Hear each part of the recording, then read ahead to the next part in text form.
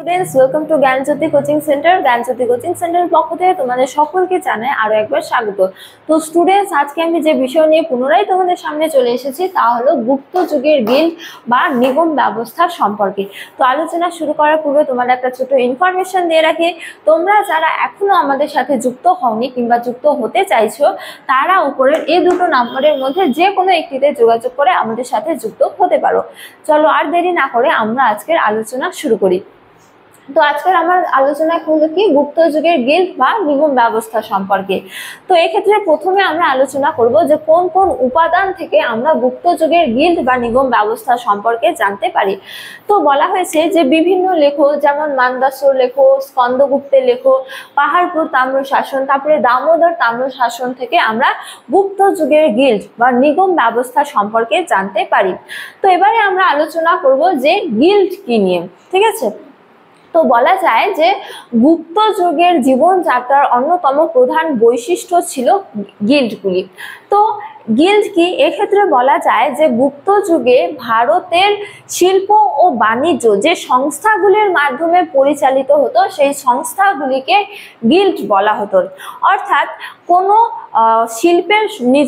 শিল্পের সঙ্গে নিযুক্ত ব্যক্তিদের নিয়ে যে সংস্থা বা সমবায় গড়ে উঠতো সেই সংস্থাকে বলা হতো গিল্ড। যেমন বলা যায় যে কাঠের কাজের সঙ্গে নিযুক্ত একাধিক শিল্পীদের নিয়ে একটি সংস্থা গড়ে উঠেছে, সেই সংস্থাকেই কি বলা হতো, গিল্ড বলা হতো। তো অর্থাৎ বলা যায় যে গিল্ডগুলি হলো এক ধরনের কি সংস্থা। তো এই গিল্ডগুলির বিভিন্ন নামকরণ রয়েছে, যেমন এই গিল্ডগুলি শ্রেণী, পুক এবং কি সংঘ নামেও পরিচিত ছিল।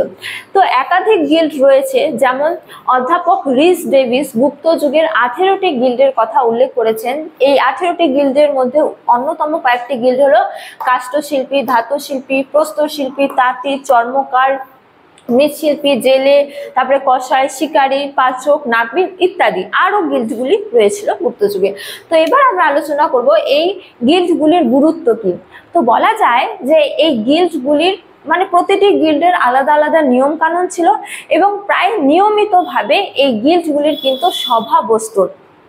তো এই গিল্ডগুলির গুরুত্বের ক্ষেত্রে আমরা বলতে পারি প্রথমত যে এই গিল্ডগুলি কর্তৃক গৃহীত সিদ্ধান্ত রাষ্ট্রের কর্তৃক গৃহীত সিদ্ধান্তের সমতুল্য বলে বিবেচিত হতো।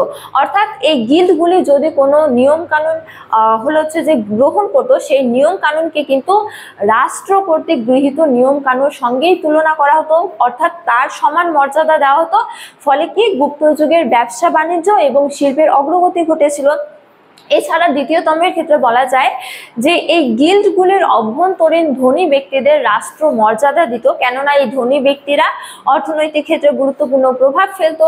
এছাড়া তৃতীয়তমের ক্ষেত্রে বলা যায় যে এই গিল্ডগুলি হলো সমাজের অন্যতম অলংকার বা শ্রেষ্ঠ শক্তি এই গিল্ডগুলি ছিল। এছাড়া আরো বিভিন্ন গুরুত্ব রয়েছে, যেমন বলা যায় যে কোনো পেশার মধ্যে যদি কোনো সমস্যা দেখা দিত তাহলে কিন্তু এই গিল্ডগুলির মাধ্যমে সেই সমস্যা দূর করা হতো।